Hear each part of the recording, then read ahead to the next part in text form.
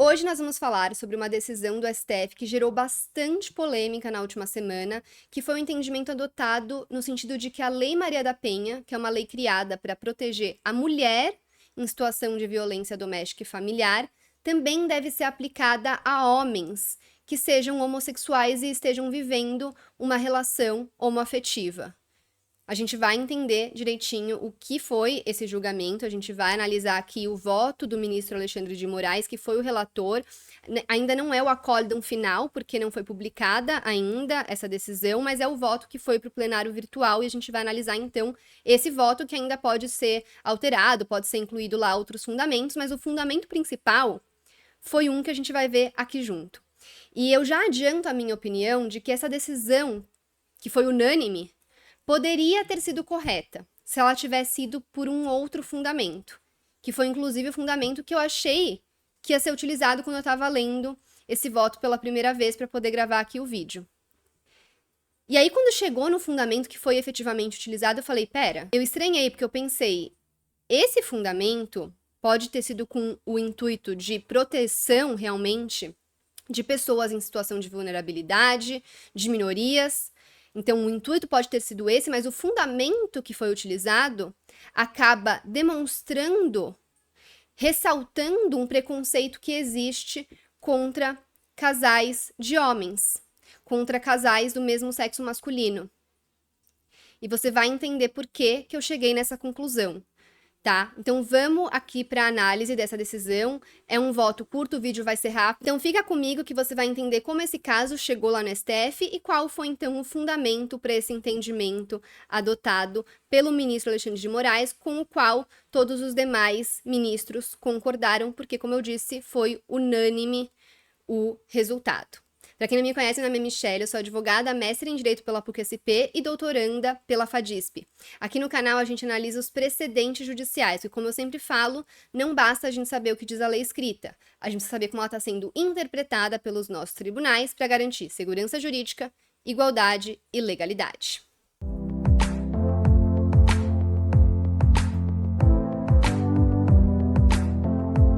Antes de a gente começar a análise aqui do voto do ministro Alexandre de Moraes, não se esqueça de se inscrever no canal, dar o seu like nesse vídeo e compartilhar o vídeo e o canal com outras pessoas que possam se interessar, porque semanalmente a gente faz análise dos precedentes do STJ e do STF, e enfim, vai ser muito bom que a nossa comunidade continue crescendo cada vez mais, porque isso também me ajuda muito a continuar produzindo esse conteúdo. Bom, então vamos ao que interessa.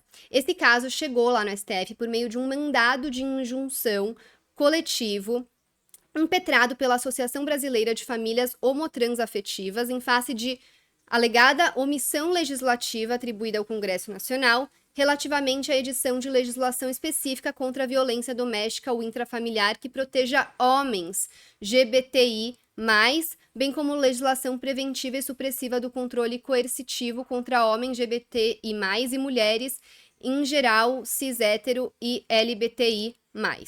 Enfim, então basicamente estão alegando que não existe uma lei que proteja essas pessoas, então existiria uma omissão do Congresso Nacional nesse sentido. E aí o ministro Alexandre de Moraes vai começar o voto dele explicando por que, de acordo com o entendimento dele, o mandado de injunção é cabível nesse caso.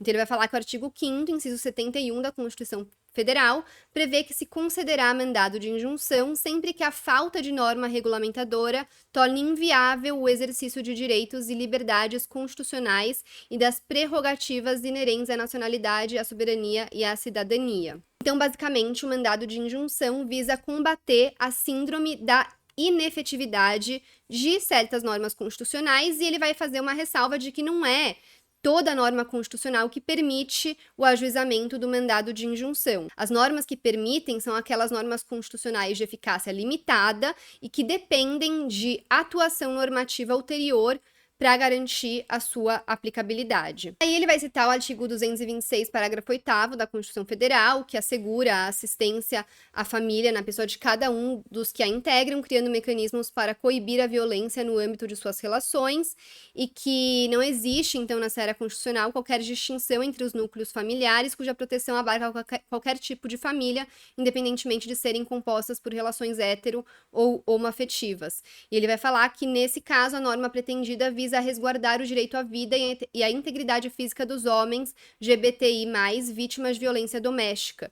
E que, apesar de existirem outras normas que prevejam a punição de quem pratica esse tipo de violência, são normas de forma mais genérica, e que a Lei da Maria da Penha traz uma série de medidas protetivas que são reconhecidamente eficazes para resguardar a vida das vítimas de violência doméstica. Então ele está indo numa linha de que, como a Lei Maria da Penha traz normas específicas, para esse grupo de pessoas, uma minoria, também seria importante ter regras específicas para garantir uma maior segurança, porque aí ele vai seguir no voto dele falando que essas pessoas, elas têm um histórico de serem vítimas de violência. Então, não só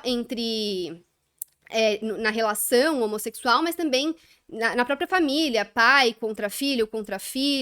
Então, ele vai falar aquele histórico realmente existente de violência contra pessoas da comunidade LGBTI+, e, enfim, ele tira o L, que seria de lésbica, né? Pra ficar só LGBTI+, que tá falando dos homens nessa situação e tá buscando resguardar o direito, então, desses homens de também terem uma lei específica para protegê-los. Aí ele vai trazer alguns números e ele vai começar a justificar por que a atuação do STF nesse caso seria necessária. Então ele vai dizer: o exercício da jurisdição constitucional por essa Suprema Corte tem como ponto fundamental a defesa dos valores constitucionais básicos afirmados livremente pelo povo em Assembleia Nacional Constituinte, em especial a defesa dos direitos e garantias fundamentais de todos, de maneira igualitária e sem quaisquer discriminações entre grupos majoritários e minoritários. Aí ele vai citar que, inclusive, a atuação do STF como um órgão adequado para lutar por direitos civis desse grupo vulnerável, LGBTQIA+, tem um histórico já, então ele vai citar o reconhecimento do direito ao casamento homoafetivo, a criminalização da homofobia e da transfobia, o reconhecimento de inconstitucionalidade da proibição normativa de doação de sangue por homens que têm relação sexual com outros homens.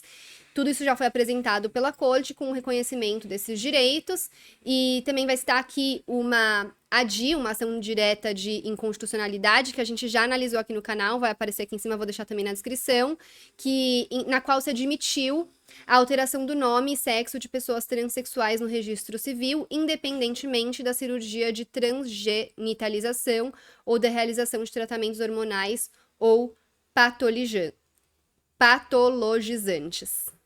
Vai citar aqui também um outro assunto polêmico, que é a questão da linguagem neutra, que em várias arguições de descumprimento de preceito fundamental, em que são questionadas legislações municipais que proíbem o uso da linguagem neutra, o STF já reconheceu tanto a inconstitucionalidade formal, já também analisei um caso desse aqui, vou deixar na descrição e tá aparecendo aqui em cima, que seria a inconstitucionalidade formal, seria por questão de que essa competência para legislar sobre esse assunto seria privativa da União, então não teria entrado no mérito sobre a linguagem neutra ser possível ou não.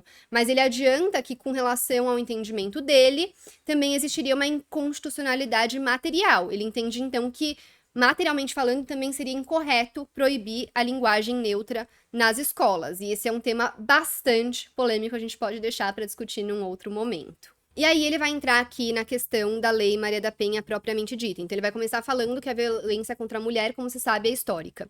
A mulher continuou sendo tratada social e institucionalmente em papel de inferioridade em relação ao homem e um constante perigo instintivo que necessitava ser sempre vigiado. Essa realidade só começou a ser verdadeiramente transformada com a redemocratização do Brasil a partir da Constituição de 88 e da incorporação de 80% das pautas apresentadas por movimentos feministas pelos constituintes. E aí ele vai citar alguns artigos. Então, artigo 5º, inciso 1, homens e mulheres são iguais em direitos e obrigações, a mulher é titular de todos os direitos fundamentais de dignidade da pessoa humana, da vida e de todos os demais garantidos pela Constituição, na mesma medida que o homem. E também prevê que a lei punirá qualquer discriminação atentatória dos direitos e liberdades fundamentais, e vai citar de novo aqui aquele artigo 226, parágrafo 8º, que a gente já leu. E aí ele vai falar que tornou-se obrigatório, então, a partir disso, a ampliação do debate público e o aumento da preocupação social com o problema da violência e da desigualdade da mulher, do que decorreu a adoção de medidas políticas e legais, como a promulgação da Lei Maria da Penha, e a aprovação da qualificadora de feminicídio no crime de homicídio, a consolidação das delegacias especializadas, enfim.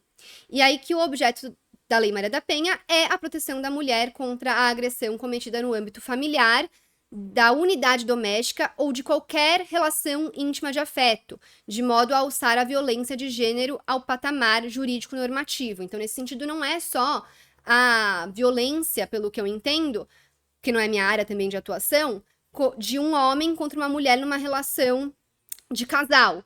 É também a violência de um pai contra uma filha, de uma pessoa que convive na mesma casa contra a mulher. É qualquer violação contra a mulher nesse âmbito familiar de convivência. E que a própria Lei Maria da Penha trouxe um novo conceito de família, explicitando especificamente a incidência da norma protetiva nas relações homoafetivas com pessoas do sexo feminino, tendo em vista que o objetivo da norma foi coibir, prevenir e estipular a punição adequada para qualquer forma de violência doméstica contra a mulher. Então vai falar que, nesse sentido, a Lei Maria da Penha também já engloba casais homossexuais de mulheres. Então, se existe uma violência de uma mulher contra a mulher, também está englobada pela Lei Maria da Penha, e aí, de acordo com o que diz a própria lei, ele vai citar o artigo 2º e 5º da própria Lei Maria da Penha e falar que, portanto, ela não limitou o sujeito ativo das infrações penais cometidas contra a mulher mediante violência doméstica, podendo ser qualquer pessoa vinculada à vítima, tanto um homem como outra mulher. Então, a Lei Maria da Penha protege a violência contra a mulher, independentemente do sexo ou do gênero de quem praticou a violência, do agressor. Vai falar também que no tocante aos casais homossexuais, em que a vítima de violência doméstica é a travesti ou a transexual, embora ainda não haja entendimento sedimentado, a jurisprudência também caminha no sentido de aplicação da Lei Maria da Penha. Até porque a pessoa que está numa relação e ela se identifica como mulher naquela relação, ela vai ser tratada como mulher, e aí vai até citar aqui um dos fundamentos desse precedente do STJ que foi citado, esse julgado do STJ, que não foi precedente de observância obrigatória, no sentido de que mulher trans, mulher é. E que na espécie não apenas a agressão se deu em ambiente doméstico, mas também familiar e afetivo. Então foi uma violência, nesse caso, do pai contra a filha trans, pelo que eu entendi.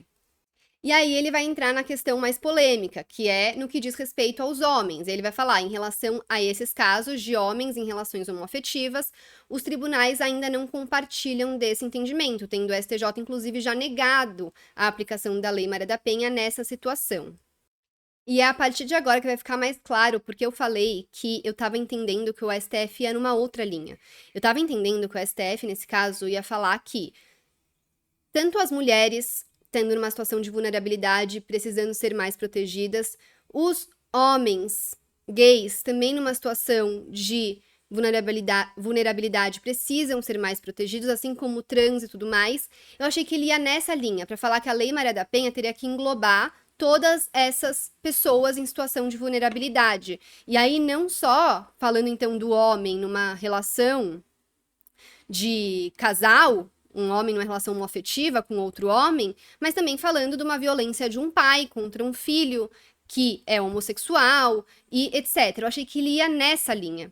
Mas vamos ver agora qual foi a linha que foi utilizada e por que eu falei que esse fundamento eu achei complicado. Eu achei que mais demonstrou justamente uma visão que as pessoas às vezes podem ter de casais de dois homens, que é uma visão que eu acredito que seja uma visão equivocada e preconceituosa. Vamos ver então qual foi esse fundamento.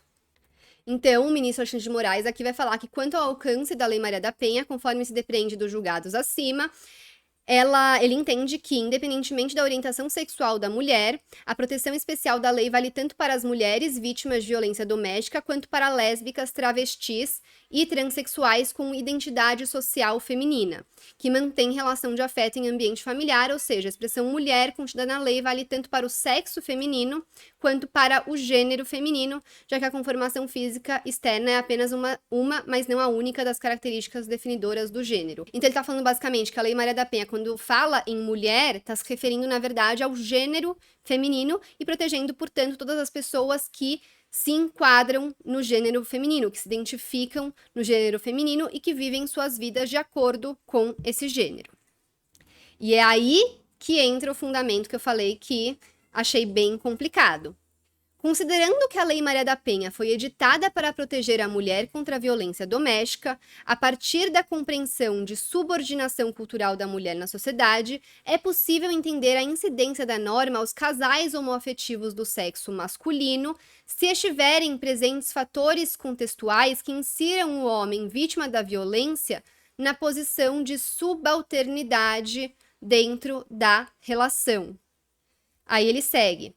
Essa proteção aos casais homoafetivos do sexo masculino, bem como às mulheres transexuais ou travestis, ganha especial relevo, tendo em vista que, não obstante os avanços legais e institucionais, verifica-se ainda a subsistência de um discurso e uma prática que tentam reduzir a mulher e as pessoas que se identificam socialmente com o gênero feminino ou de alguma forma ocupam esse papel social e naturalizar preconceito de gênero existente até os dias atuais, perpetuando uma crença estruturalmente machista de herança histórica. E por que eu falei que esse entendimento que foi adotado, esse fundamento que foi adotado, é complicado?